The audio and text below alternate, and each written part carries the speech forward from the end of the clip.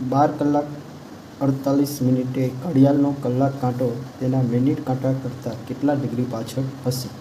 તો કલાક કાંટાની વાત કરીએ તો 1 કલાક કાંટો.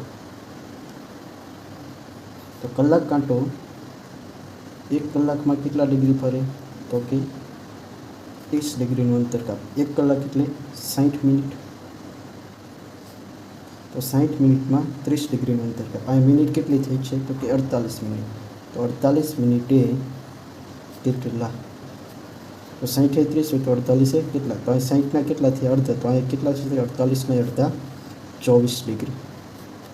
તો આપણે ઘડિયાળમાં જોઈએ તો કલાક કાંટો અહીંયા 12થી ચાલુ થઈને ક્યાં પહોંચ્યો છે? ક્યાંક અહીં 24 ડિગ્રીનો ખૂણો બનાવતો હશે. બરાબર. હવે વાત કરીએ મિનિટ કાંટો. મિનિટ કાંટો. મિનિટ કાંટો 1 કલાકમાં 360 ડિગ્રીનું અંતર કાપે છે. તો આપણા મિનિટે કેટલી છે? તો કે 48. 1 કલાક એટલે 60 મિનિટમાં 360 ડિગ્રી. તો આપણે મિનિટ કેટલી છે? તો કે 48 મિનિટ.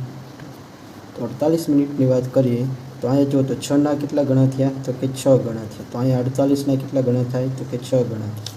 તો 48 ગુણ્યા 6. 6 8 48 ને 8 વધી 4. 6 ચોક 24 ને 4 28. તો મિનિટ કાંટો ક્યાં પહોંચ્યો છે? 288 ડિગ્રી. એટલે અહીંયા ક્યાંક પહોંચ્યો છે.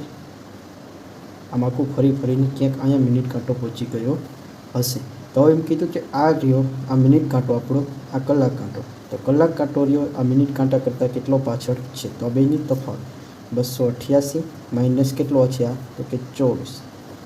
8માંથી 4 જાય 4, 8માંથી 2 જાય તો 6 અને 2ના 2. તો આપણો જવાબ થઈ જાય 264 ડિગ્રી, જે આપણને ઓપ્શન સીમાં આપેલો છે.